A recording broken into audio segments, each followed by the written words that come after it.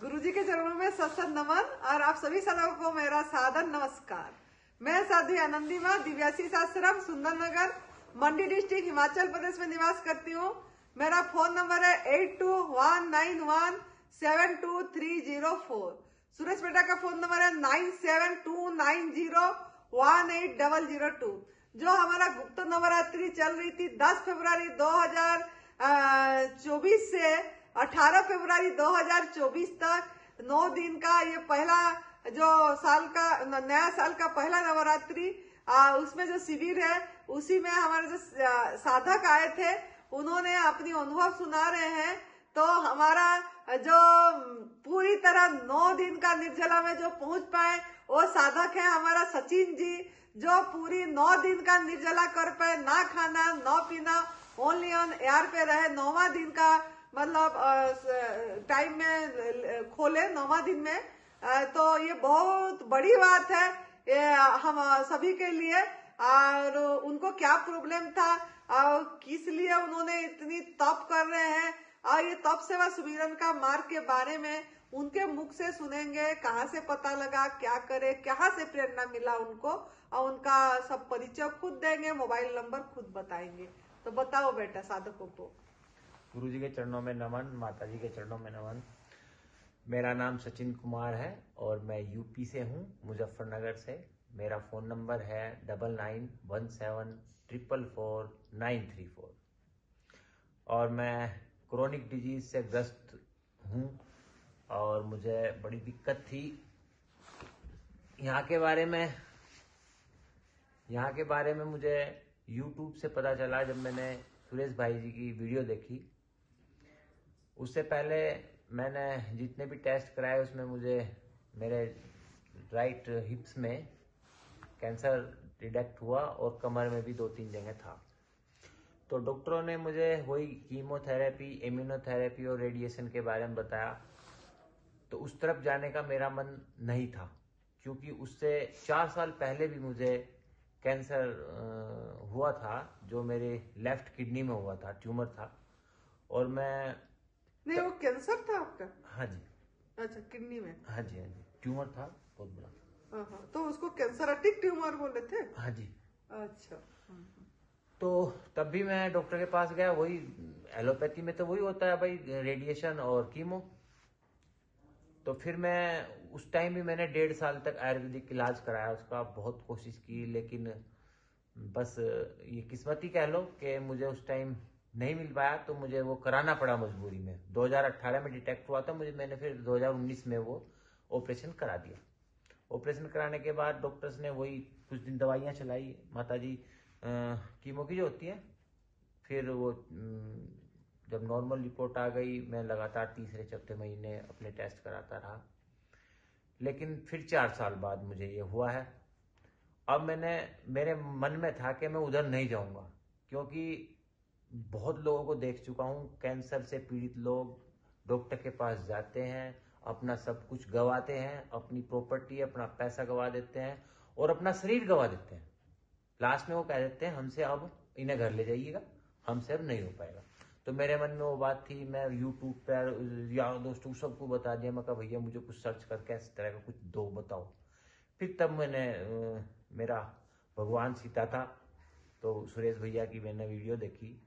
तो उसमें मैंने वीडियो देखते ही मेरा मन बन गया था। मैं 3 दिन तक उस वीडियो को लगातार देखता रहा, माता जी के वीडियो देखता रहा सबके। तो मेरा मन बन चुका था। फिर मैं घर पे शुरू कर दिया मैंने, रसाहार पे रहा मैं 3-4 दिन। फिर सुरेश भाई साहब से बात हुई, इन्होंने बल्कि मना किया कि बहुत ठंड है यहाँ पे, बर्फ पड़ रही है। मैं कहा नहीं भैया मुझे तो आना है, मुझे तो यही रास्ता दिख रहा है, इसके अलावा नहीं तो जीवन तो खत्म हो जाएगा। फिर उन्होंने कहा ठीक है भैया तू आ जा। तब मैंने इस पावन धरती पर कदम रखा 4 जनवरी की शाम को, दिव्याशीष परम सुख आश्रम, मंडी डिस्ट्रिक्ट, हिमाचल प्रदेश। और यहाँ आके मुझे एक अलग ही तरोताजगी और वातावरण इतना अच्छा है, यहाँ का शुद्ध हवा है, तो बहुत अच्छा लगा। फिर माताजी ने और सुरेश भाई जी ने मुझे रसाहार पे रखा।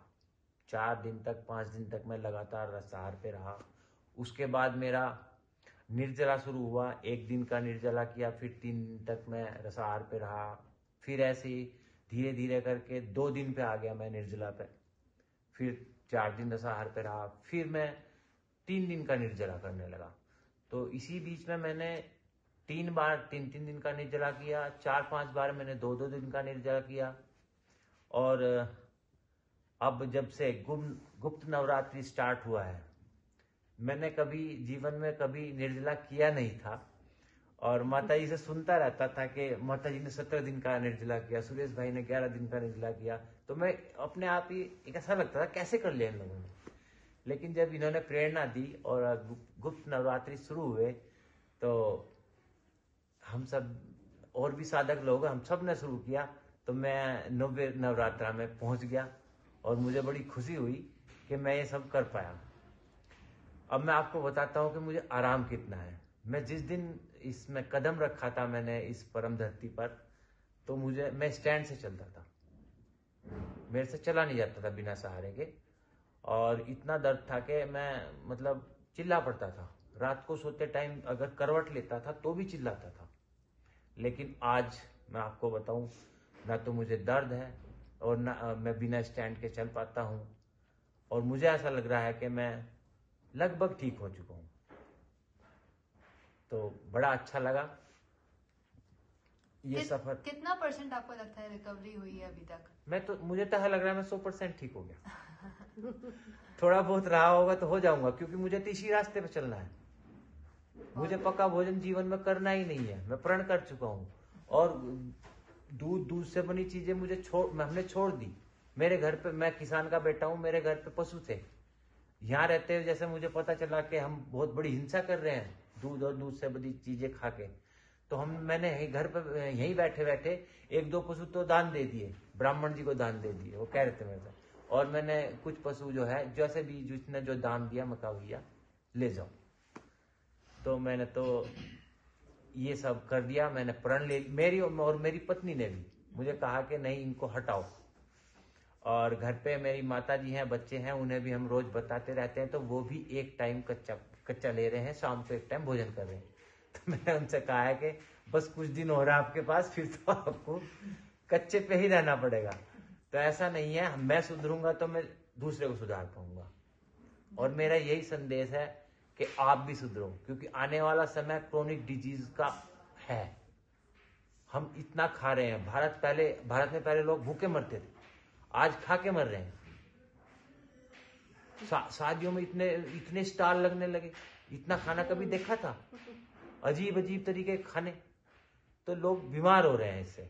तो मेरा तो यही संदेश है, भैया सुधर जाओ, नहीं तो हम जैसों की लिस्ट में आपको आना पड़ेगा और फिर परेशान हो जाओगे। क्योंकि हमें रोग मुक्त भी होना है, अपने को रोग मुक्त करना है, अपने परिवार को रोग मुक्त करना है, भारत को रोग मुक्त करना है, और माता जी पूरी विश्व को रोग मुक्त करना है, पूरे विश्व को रोग मुक्त करना है। और जो आयोजन चला रहे हैं, देखो माता जी इतना अच्छा और निःशुल्क, ये देखो डॉक्टर आपको लूट लेंगे और बाद में कह देंगे जाइए घर चले जाइए।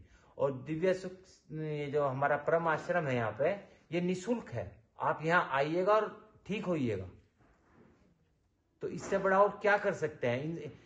इससे बड़ा मनुष्य के जीवन में इससे ज्यादा क्या हो सकता है कि आपको फ्री में आपको ठीक कर रहे हैं। और आपको एक वही तो बात बता रहे हैं जो सबको पता था।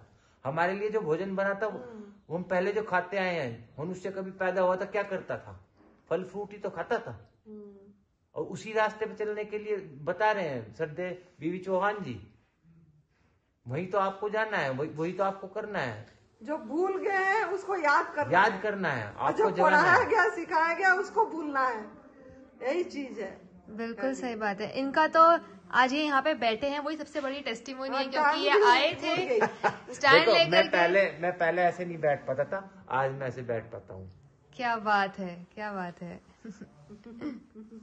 बिल्कुल दिक्कत थी, दर्द बहुत थी, और यहाँ पे जांघ में ट्यूमर था तो वो बहुत बोल रहे थे दर्द। लेकिन इनका बहुत बढ़िया ये था, जब आए थे बोले थे मेरे को बहुत दर्द है, उसके बाद लेकिन उनके मुख से उन्होंने कभी भी यार वो नहीं रखे कि मुझे कहीं दर्द है कुछ है। उन्होंने मतलब बहुत मजा लेके करे, हंस हंस के करे, इसको एक मजबूरी समझ के नहीं करे। हमने जो उनके फेशियल एक्सप्रेशन देख रहे थे जो उनको हमेशा जब गाइड कर रहे थे, तो उन्होंने कभी ये नहीं समझे कि मुझे एक मुसीबत आ गया, ये कैंसर, मजबूरी पड़ गई, अब मुझे कितने दिन तक करना पड़ेगा। लोग जब भी फोन करते हैं पूछते हैं, हम गारंटी मांगते हैं, बेटा गारंटी मांगते, बोलते हैं क्या हम इससे ठीक हो जाएंगे, कितने महीने तो कुक फूड त्याग करना पड़ेगा, एनिमल प्रोडक्ट त्याग करना पड़ेगा, यही सब पूछते हैं। एनिमल प्रोडक्ट तो क्रुएलिटी है, हमारा आहार ही नहीं है पहला, वो तो समझ के छोड़ देना है। और ये जो पूछते हैं कितना महीने, जो पूछेगा कितना महीने तक छोड़ना पड़ेगा, वो कभी भी नहीं कर पाएगा, ना उसको स्वस्थता मिलेगी, क्योंकि ये तो हमारा एक डिजाइन है, हमारा बॉडी, हमारा आंत, हमारा ये गवर्नमेंट फूड, फल, सब्जी, सलाद, फल के लिए ही डिजाइन हुआ है और कुछ के लिए नहीं, ना ड्राई फ्रूट्स के लिए, ना हमारा नमक के लिए, ना मसाले के लिए, किसी के लिए डिजाइन ही नहीं हुआ है। ये तो हम जबरदस्ती मतलब ले ही रहे हैं, हमको बताया गया, सिखाया गया, पढ़ाया गया। तो आप लोग भी इस बात को समझिए। मैंने इनको देखे, ये मजे कर के लिए बहुत खुश होके ग्रहण करे, और मतलब इसको मजबूरी नहीं समझे, इसको एक समझ गए बात को। ये मेरा मतलब एक लाइफस्टाइल है, मतलब जो भूल गए थे उनको याद आ गया, तो उन्होंने उसको बहुत सुंदर भाव से स्वीकार करे। स्वीकार करना बहुत बड़ी बात है, अपने आप को सह स्वीकार करना कि सच में ये हमारा आहार है। प्यार करना है, भोजन को हम प्यार नहीं कर पाते हैं, जो प्रभु का प्रसाद को प्यार नहीं कर पा रहे हैं, तभी हम स्वस्थ नहीं हो पा रहे हैं।